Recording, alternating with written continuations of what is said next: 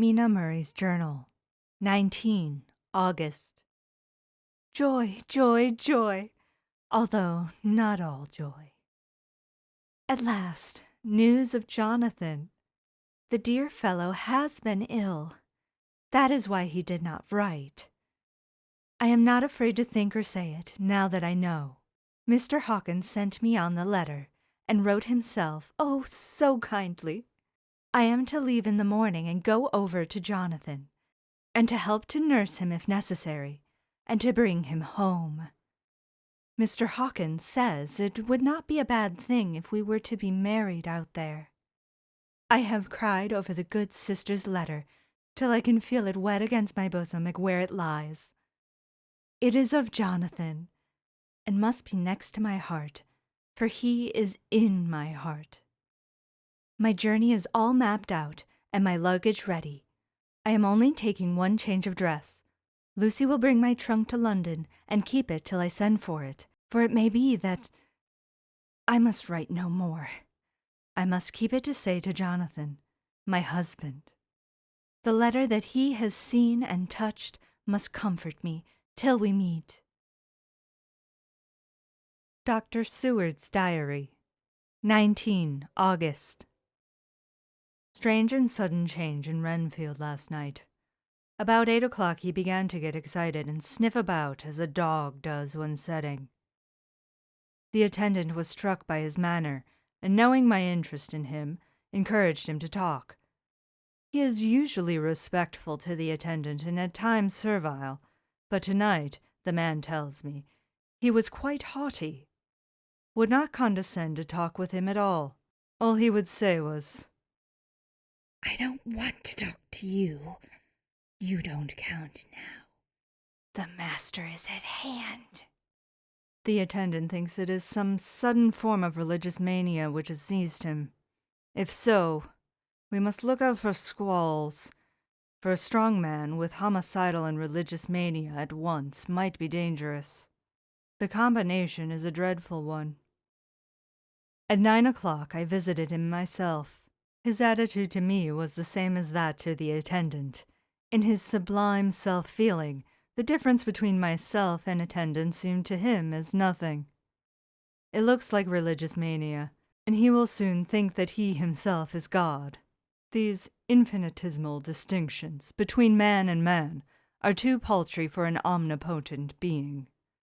How these madmen give themselves away! The real God taketh heed lest a sparrow fall, but the God created from human vanity sees no difference between an eagle and a sparrow. Oh, if men only knew! For half an hour or more Renfield kept getting excited in greater and greater degree. I did not pretend to be watching him, but I kept strict observation all the same. All at once that shifty look came into his eyes, which we always see when a madman has seized an idea, and with it the shifty movement of the head and back which asylum attendants come to know so well. He became quite quiet, and went and sat on the edge of his bed resignedly, and looked into space with lackluster eyes. I thought I would find out if his apathy were real or only assumed, and tried to lead him to talk of his pets, a theme which had never failed to excite his attention. At first he made no reply, but at length said testily, "Bother them all! I don't care a pin about them." "What?" I said. "You don't mean to tell me you don't care about spiders?" Spiders at present are his hobby, and the notebook is filling up with columns of small figures. To this he answered, enigmatically, "The bride-maidens rejoice the eyes that wait the coming of the bride. But when the bride draweth nigh, then the maidens shine not to the eyes that are filled." He would not explain himself, but remained obstinately seated on his bed all the time I remained with him. I am weary tonight and low in spirits. I cannot but think of Lucy, and how different things might have been. If I don't sleep at once, chloral, the modern Morpheus, C2H, Cl3, OH2O. I must be careful not to let it grow into a habit. No, I shall take none tonight. I have thought of Lucy, and I shall not dishonor her by mixing the two. If need be, Tonight shall be sleepless. Later. Glad I made the resolution. Gladder that I kept to it. I had lain tossing about, and had heard the clock strike only twice, when the night watchman came to me, sent up from the ward, to say that Renfield had escaped. I threw on my clothes and ran down at once. My patient is too dangerous a person to be roaming about. Those ideas of his might work out dangerously with strangers. The attendant was waiting for me. He said he had seen him not 10 minutes before, seemingly asleep in his bed, when he had looked through the observation trap in the door. His attention was called by the sound of the window being wrenched out. He ran back and saw his feet disappear through the window, and had at once sent up for me. He was only in his night gear and cannot be far off. The attendant thought it would be more useful to watch where he should go than to follow him, as he might lose sight of him whilst getting out of the building by the door. He is a bulky man, and couldn't get through the window. I am thin, so, with his aid, I got out, but feet foremost, and, as we were only a few feet above ground, landed unhurt.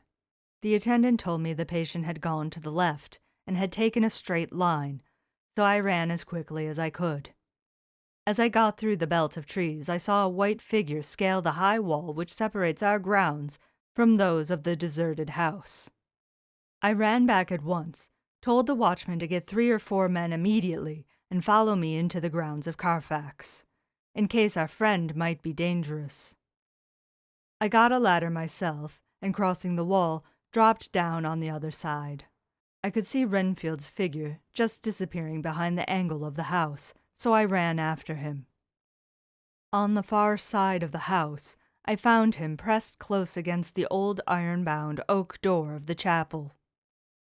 He was talking, apparently to someone, but I was afraid to go near enough to hear what he was saying, lest I might frighten him and he should run off. Chasing an errant swarm of bees is nothing to following a naked lunatic when the fit of escaping is upon him.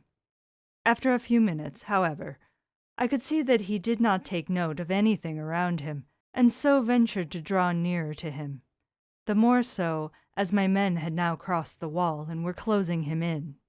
I heard him say, "I am here to do your bidding, master.